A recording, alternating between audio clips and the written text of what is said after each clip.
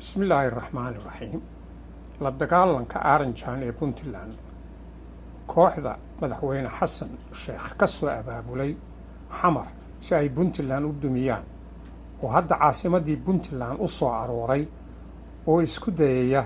inay shacabka reer Puntland ku beerlaxowsadaan in siciidani lagu kaco oo quraanyo qabiilaysan lagu jafo si Puntland u dunto kooxdaani waa kuwii xilligii doorashada Puntland khalkhalka geliyay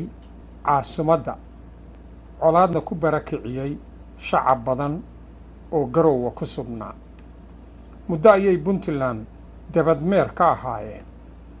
iyagoo Puntland ula soo saftay cid kasta oo duminteeda ula booca ugu soo tukubaysay maxay tahay ujeedada kooxdaani kow in Puntland dhismaheeda xididada loo siibo si ay fursad uga helaan inay jaranjarada siyaasadeed soo fuulaan si ay saaxadda siyaasadeed ee Puntland oo ay meel ugu ciriiriyadaan maadaama shacabku horay u fongaray labo in habkii dimuqraadiga ahaa ee Puntland wax ku dooratay laga bayriyo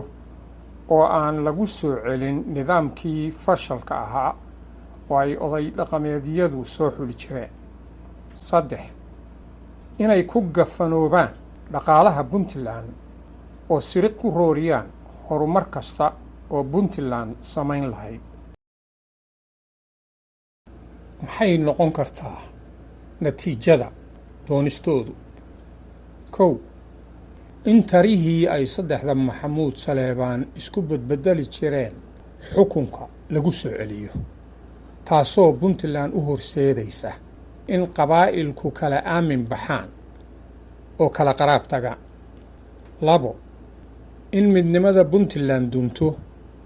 oo u kala furfurto jifooyin yaryar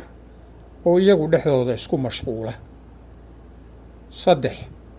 in dagaallo sokeeye oo jilibaysan ay ka dhacaan laba jifiyood oo kasta oo is-ood xigta afar in fashil ku yimaado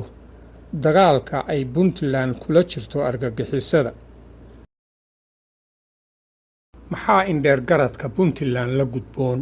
oo ay ku baajin karaan doonista Aaranjaan kow in siyaasi aragti gaabani uusan marin habaabin oo midnimadooda wiiqin labo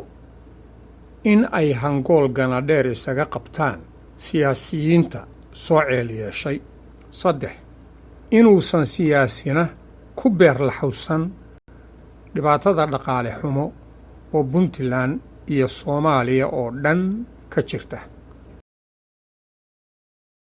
madaxweyne siciidani ma dhaama kooxda Aaranjaan madaxweynaha Puntland Siciid Cabdulaahi Dani wuxuu galay dagaal quwad caalami ah ee Daacish oo buuraha Calmiskaad saldhigatay dadka reer Puntland baa dadaalkaas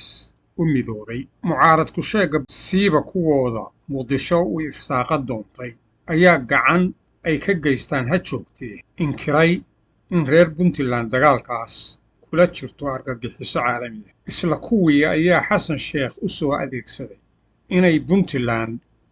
wax ka dumiyaan iyaga oo aroora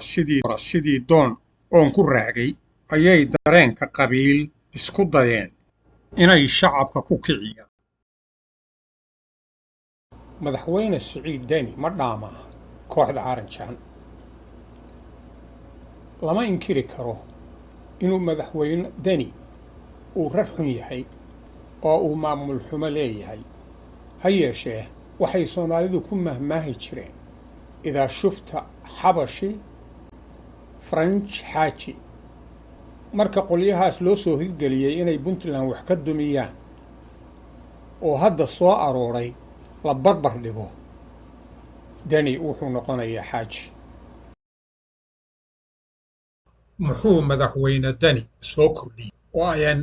Aaranjaan qaban karin kow wuxuu Puntland ka hirgeliyay doorashooyin qof iyo cod ah labo wuxuu wax ka qabtay jidadkii burburay ee Puntland isku xiri jiray welina qaarkood uu wado. saddex wuxuu dhisay ciidan difaac oo lays odhan karo waa kan ugu xoogga iyo nidaamka fiican Soomaaliya oo dhan. afar wuxuu Puntland ka sifeeyey argagixisadii caalamka isaga yeeratay.